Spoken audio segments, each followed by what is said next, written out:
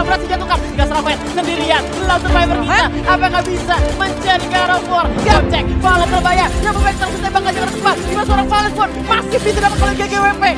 Langsung 2 orang di knockdown. Tinggal Baby. Set pun terjatuh. Onyx. Buya lagi kayak hidupannya Baby pun.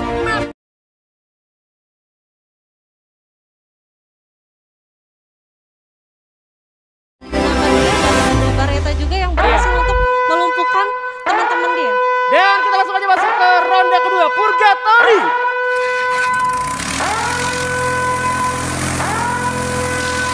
Oke, buat teman-teman di rumah belum masuk. Oke, ini dia. Kita bakal lihat arah pesawat dari Lambermill menuju ke arah atas. Crossroads tentunya menjadi blue zone. Tapi kalau misalkan perhatikan di arah Brasilia nampaknya udah ngumpul banget semua tim. Yang kira-kira udah sana juga ada Dranix, yang Onyx juga menuju ke arah Monvilla harusnya. Dan juga di Lambermill itu udah beberapa tim yang nyebar juga nge-sprite pastinya kalau misalnya kita perhatikan kali ini.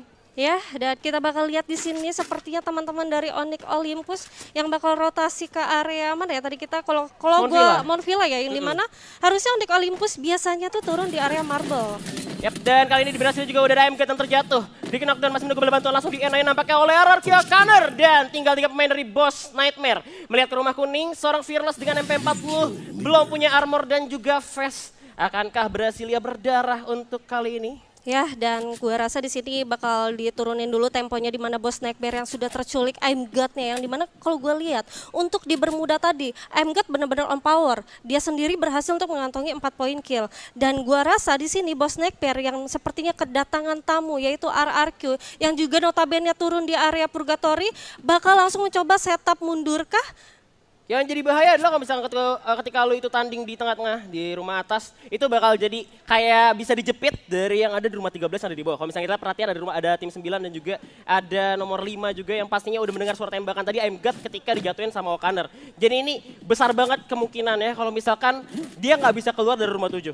Benar, dan gue rasa di sini sudah ada penggunaan dari clue-nya ya, ada skill dari clue yang dimana skill dari clue itu yang berhasil untuk mendapatkan mengetahui posisi musuh. Juga ternyata granat dari Pac-Man berhasil menembakkan seorang Fearless, langsung dihancurkan dengan PS90. Pelurunya terlalu banyak, tinggal 2 orang lagi dari Boss Nightmare kali ini. Coba untuk dihajar lagi, dicari terlebih dahulu. Mereka harus turun ke bawah, tapi di rumah 13 juga ada orang. Apakah mereka akan selamat karena Rarky mulai membara. Coba untuk ngejar lagi. Ternyata Haide dan juga Riza masih berhasil untuk survive. Ya, dan di sini kalau gua rasa di sini dari Haide dan juga Riza yang bakal mencoba turun dulu, bakal mundur dulu. Dia tahu di sini dia masih minim resource. Kita bisa lihat Haide sendiri belum menggunakan vest dan juga helm ya di sini. Dari senjata yang sudah digunakan oleh Haide ini hanya 1. Begitu juga dengan Riza. Tapi RRQ Hades yang gue rasa bakal mencoba untuk mundur dulu. Gue nggak tahu kenapa nggak langsung di-commit aja padahal di sana tuh tersisa 2 orang doang. Bener, dan ternyata RRQ masih ngamanin aja rumah 7 di atas juga pastinya. Mereka bakal coba untuk ngeluting kembali, dimana ternyata dari bawah yang di rumah 13 itu nggak coba untuk ngehajar ke arah atas. Dan ternyata Boss Nightmare juga masih dikasih untuk survive ya, nggak dikejar lagi. Jadi masih ada banyak kesempatan. Karena kalau misalkan kita berbicara dengan poin sekarang di divisi 1 ini, di 12 sama 11 tuh poinnya 0. 0 ya, jadi ini sangat memungkinkan untuk RRQ Hades yang mencoba untuk mencari poin-poin killnya ya Lihan. Tapi gue bingung di sini yang tadinya RRQ Hades yang mencoba untuk langsung komit ke arah Boss Nightmare, mencoba untuk mundur dulu dia. Mungkin dia mencoba untuk mencari resource lebih karena gua rasa di sini bakal apa ya, kalau gua bilang sih harusnya langsung aja gitu di rush. Ya karena kalau misalnya kita perhatikan juga dari RRQ sendiri kayak Legalot belum punya vest pastinya ya. Masih ya lootingannya masih minim banget, jadi dia harus mundur. Dan juga pastinya tadi kalau misalkan pro player ya biasanya udah ngeliat garis pesawat juga ada yang turun di Brasilia, mereka udah deteksi nih kira-kira ada berapa tim yang di Brasilia. Kalau misalkan udah kayak gitu mereka pasti hati-hati banget untuk turun ke rumah 7 atau rumah 13 maksud gua. Jadi mereka narik mundurnya ke belakang yang dimana itu bisa dibilang lebih aman juga untuk ngelooting karena RRQ sendiri di game sebelumnya berhasil di wipe duluan. Tapi ternyata di depan udah Kronos dipasang, ada Dulos juga di Arul dengan krononya masih coba untuk dengan Auge tentunya bakal ditatakin aja. Di mana Rarky masih coba bersembunyi di balik garasi.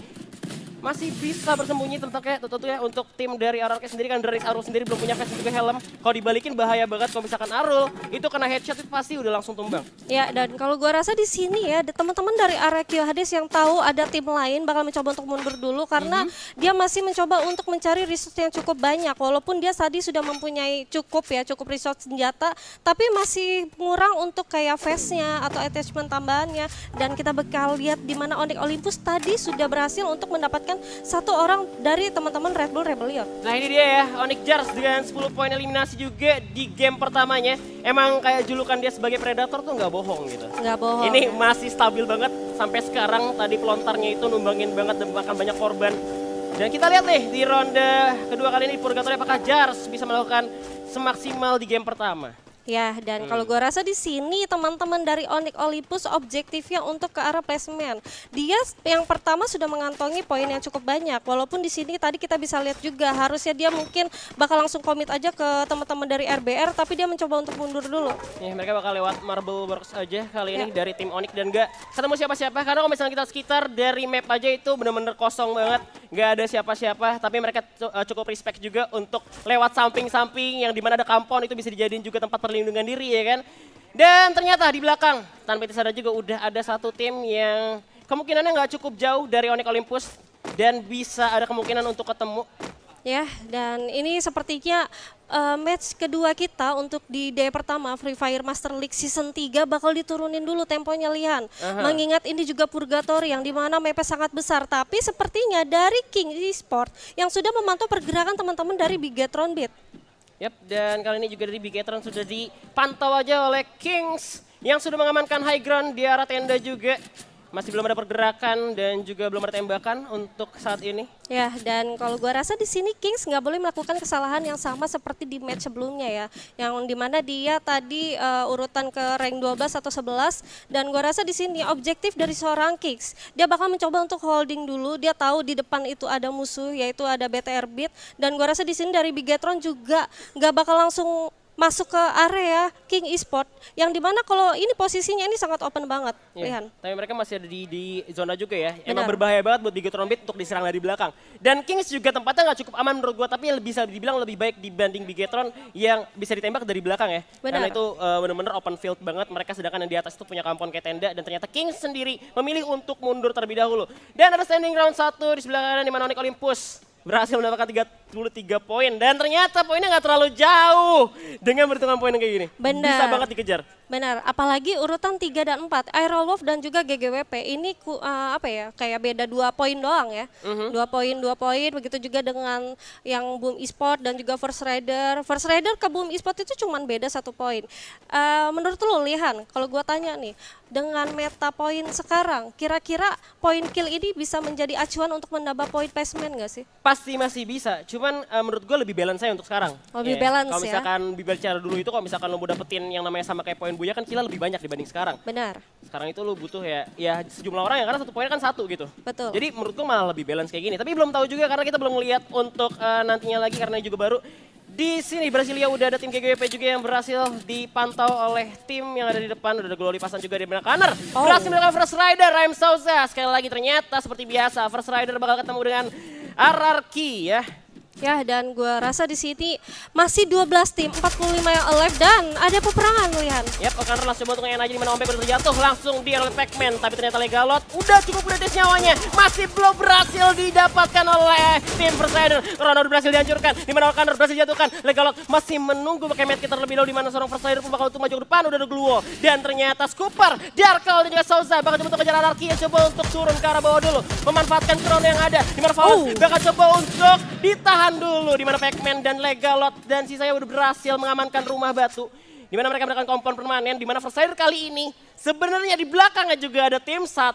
Iya. Mereka pakai naik mundur sekarang. Oke, dan gua rasa di sini teman-teman dari RRQ Hades yang tahu banget bahwa posisinya sangat open, dia mencoba untuk turun dulu mencari komponnya dan ya ada boom ya, itu ya tadi di belakangnya First Rider, mereka langsung narik mundur aja, manfaatin patahan juga. Kalau misalkan kita dari RRQ posisinya nggak cukup enak, kalau misalkan berbicara rumah batu untuk turun ke arah bawahnya itu bener-bener susah banget karena lo harus lompat dan dasya di situ dia kegunaannya. Beberapa orang yang pakai dasya, kita nggak tahu, biasa Legalot pakai dasya. Mungkin cuma beberapa orang juga yang bisa nahan damage untuk dari atas ke bawah. Ya, dan dasya sendiri itu untuk skillnya yaitu mengurangi damage akibat jatuh sebesar 30%, tapi ada firing di sini, lihat. Yap, juga Legalot juga menembak dengan shiftingnya. Sekarang depan juga boom, esports yang bakal coba untuk bergerak mundur terlebih dahulu. Gak bakal coba untuk menghajar balik tim RRQ. Dan mereka coba manfaatin pinggir zona terlebih dahulu, di mana First Rider udah menjauh sejauh mungkin dari peperangan. Wow, ini cukup alot ya bisa dibilang ya. Ya, dan di sini sepertinya yang tadinya Boom Esport pengen menjadi orang ketiga, tapi malahan dia yang harus ditatakin oleh teman-teman dari RRQ. Untungnya Boom Esport tahu posisinya sangat sulit, dia mencoba untuk back off dulu.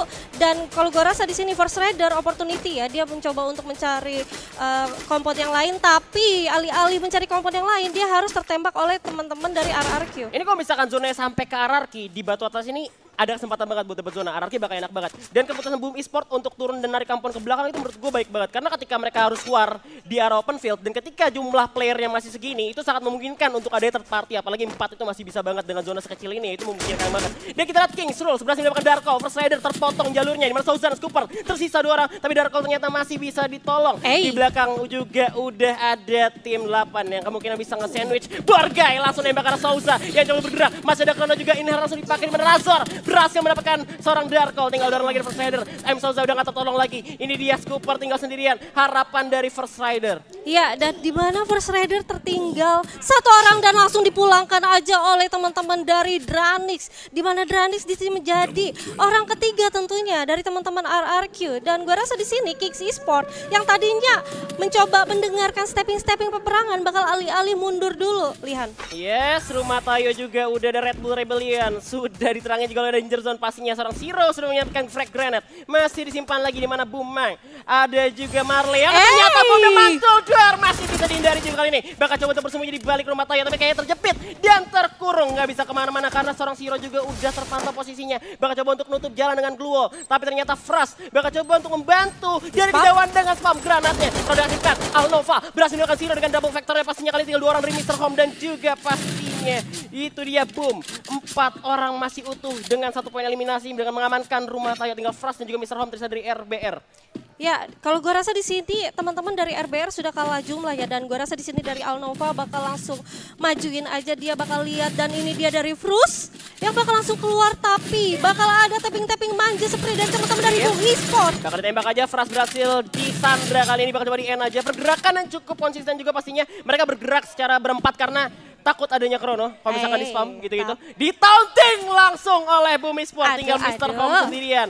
Masih dapat zona sedikit, tapi di saat yang sama juga ada Straw Hat berhasil mendapatkan korbannya kali ini. Di mana ada RRQ dan juga Kings yang sedang bertarung di rumah batu. Tembak-tembakan berlangsung.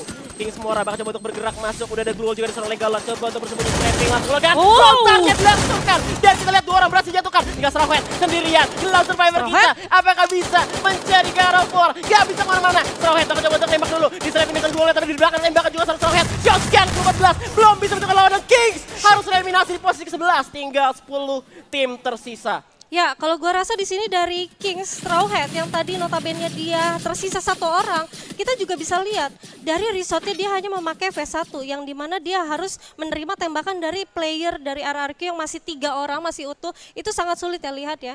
Alhasil di sini RRQ berhasil untuk mendapatkan 7 poin killnya walaupun harus terpulangkan Pac-Man-nya. Tapi di sini King Esport lagi-lagi harus tusun untuk di match keduanya, Lihan. Iya, tapi kita lihat di mana tadi sebelumnya RRQ itu sempat tusun, tapi kali ini dia membayar kesalahannya dengan mengamankan 7 poin eliminasi, dan masih 10 tim ini masih nggak bisa baca banget ya. Karena benar-benar masih banyak banget tim yang survive kali ini. Zona pun udah mengecil kali ini, harus seorang Mr. Ari dengan Grozanya udah memantau karena tim Dranix bakal coba ditembak. Tapi tempatnya nggak cukup aman juga pasti di arah genteng, dan ternyata zonanya naik ke arah rumah 7. Aduh, kita juga bisa lihat ya ada summon airdrop yang sudah dikeluarkan, dan sepertinya dari GGWP Evol sudah melihat 1 player yang bakal mencoba untuk melewati open field banget, tapi ada peperangan serangan lain lagi, Lihan. Yes, O'Connor berhasil aja dijatuhkan kali ini, tapi kita lihat seorang Maung juga udah nembakin ke arah Rarky yang coba untuk bergerak masuk ke dalam zona Legalot dalam bahaya. Bahkan coba nembak lagi, mulai kritis nyawanya, bersembunyi di balik wall. Legalot udah gak tertolong lagi karena Maung dengan RCD-nya berhasil mendapatkan seorang Legalot, tinggal Valence sendirian. Apakah benar-benar Battlefield jatuh? Dan ternyata Valence pun masih bisa bersembunyi di balik pagar. Gol make terlebih dahulu, di atas GGWP juga udah dengar suara tembakan dari tim Dranix. Tembakan langsung ke arah seorang Razor, masih bisa digocek. Valence berbahaya, dia membaik langsung tembakan ke depan. Di mana seorang Valence pun masih bisa dapat oleh GGWP. Ini dia terparti kita, Maung dan juga Borgai. Kali ini masih bisa selamat dan mengamankan temannya. Dua orang dari GGWP bakal keras saja. Diterabas bakal dikomit juga Evo, lempar ke arah tanah. Dan langsung dipakai gol terlebih dahulu. Razor masih bisa bunyi di balik pohon terlebih dahulu. Ada tembakan juga langsung dengan sniper tentunya seorang Melon. Dan Dranix terpojok benar-benar susah banget untuk bergerak masuk karena zona juga bakal menutup ke arah mereka. Dan Pelontar berhasil mengirim Dranix ke lobby. Ya, GGWP Esport berhasil untuk mengantongi 4 poinnya ya. Dimana juga tadi ada Pelontar dan bakal ada firing lain lagi seperti yang Lihan. Yap, di sana sama juga ada Bigetron Beat yang coba untuk masuk ke dalam zona. Granat langsung dilontarkan ke depan, Fernando Black. Di sisi lain berhasil mendapatkan Sesbara juga. Beberapa tim saling ketemu ya pastinya satu sama lain juga. RBR gak bisa selamat karena lawan survivor kita udah harus dikirim gitu ya. Tinggal 7 tim kali ini, Baby Bun. Iya, di mana tadi RBR terpulangkan oleh Bumarle ya. Dan gua rasa di sini jembatan bener-bener ricuh banget, riuh banget. Di mana ada teman-teman SES juga yang tadi sudah terpulangkan baranya. Tersisa 3 orang aja. Dan gua rasa di sini dari Sesfung yang nggak mempunyai fast dan hanya menggunakan double vector. Ini sangat sulit untuk melakukan firing jarak jauh ya. Apalagi berbicara udah di late game kali gini, kalau misalkan mereka mau coba untuk masuk ke arah rumah 7 itu agak sulit juga karena posisinya open field. Apalagi yang di arah rumah 7 punya compound yang permanen, sebuah rumah di sana banyak banget. Anca juga nembak dari kejauhan. Seorang Sesfung masih nggak kena damage, tapi di sisi lain kita lihat Bigetron bakal jadi tumpah. Aerowolf Black masih bisa selamat. Zona udah menutup juga, Bigetron harus dimakan oleh zona terlebih dahulu. Udah ada tembakan granat juga dari seorang Fung kali ini masih bisa bersembunyi. Kojak berhasil melakukan Aero Black yang coba untuk menusuk dari belakang dan ternyata Black masih nunggu tapi dan Tayo juga dengan snipernya berhasil mendapatkan Koje. Berarti 2 orang dari Aerowolf berhasil ditumbangkan kali ini. Regat pun terjatuh. Ada kojak masih bisa dari Bigetron. Bahkan coba dari mana double vectornya, tapi ternyata Bigetron gak terlalu kuat. Harus tumbang di posisi ke-7 dan juga ke-6. Tinggal 5 tim kali ini, Baby Bun. Ya, ini peperangannya cepet banget ya firingnya, dan gua rasa di sini dari Onyx Olympus yang benar-benar sangat konsisten banget. Sedangkan dari GGWP yang nggak mau pergi benar-benar dari rumah 7. Gua rasa di sini kesempatan banget bagi GGWP Esport untuk mendapatkan poin-poin killnya. Dan ini dia zona sudah mulai menyusut dan Boss Nightmare berhasil dieliminasi dengan shotgun dari Evol juga. GGWP kali ini sudah mengamankan 7 poin eliminasi, tinggal 4 orang tersisa. Zona pun mengecil, turun ke arah open field juga. Dan Onyx sekali lagi masih stabil untuk masuk ke arah 4 besar. Masih bisa banget, ini benar-benar kayak agak susah untuk dikejar kalau misalkan seandainya nanti Onyx bisa stabil gini-gini terus. Dan tapi kita masih ngelihat juga dari GGWP yang udah coba untuk memantau ke arah tim Boom Esport yang bakal coba untuk bergerak. Ada Duo yang coba untuk dikikis terlebih dahulu seorang Bar dengan paravalnya. Masih belum terdeteksi pemain dari Boom, tapi Onyx udah mulai terlihat. Ari mulai kritis nyawanya, Bar juga udah kena tembak. Kali ini zona pun menutup, udah juga kronos dipasang oleh seorang Bar untuk perlindungan diri. Tapi Evo dan Bar entah di mana untuk follow up belum ada lagi. Onyx sudah memakan patahan juga, tapi ternyata Boom join to fight, berhasil menyentuh pemain dari GGWP. 1 orang yang kita nggak lihat lagi nih. Tinggal 3 tim harusnya karena Gare berhasil ditumbangkan sekali lagi. Tinggal Mang dan juga Alova yang udah kena tembak lagi. Onyx cukup taktis dengan menembak ke arah tim musuh. Apa kali ini buaya kedua untuk tim Onyx? Ya, dan kita bakal lihat ya, sepertinya teman-teman dari GGWP cukup sulit dan langsung aja tersisa 1 orang ya, harusnya dari teman-teman dari GGWP. Oh, dari SES ya malah ya. GGWP-nya sudah keempat, SES yang masih hidup, ada Notgen di sana, dan gua rasa di sini Wiza masih mencoba untuk menggunakan double vector ya, Lihan. Iya, dimana bergerak masuk lagi, masih ada Krono juga untuk perlindungan diri. Seorang Jar sudah maju lagi di balik Krono, tembakan langsung Jare, langsung 2 orang bikin knockdown. Tinggal Maybe, Ses pun terjatuh. Onyx buya lagi kayak kedudukannya, Maybe pun masih bisa selamat, tembakan langsung dari dia. Onyx Olympus, Sex the Buya untuk ronde kedua. Wow, congratulations for Onyx Olympus ya, di sini dia berhasil untuk mengantongi poin yang cukup banyak harusnya, Lihan. Dan ya Ini benar-benar kalau gue lihat tadi teman-teman dari GGWP yang tadinya di rumah 7 menyayuri teman-teman dari teman-teman Dranix ya, menggunakan pelontarnya berhasil untuk mendapatkan poin-poin kill, sedangkan tapi Zona nggak berpihak dengan teman-teman GGWP sehingga membuat GGWP harus mau nggak mau keluar dari zona nyamannya. Sedangkan untuk daerah patahan sana sudah ada teman-teman dari Onyx Olympus. Ya, karena memang kalau misalkan kita ngomongin zona juga itu kan random banget ya. Bener. Kayak agak sulit untuk ditebak juga. Benar. Tapi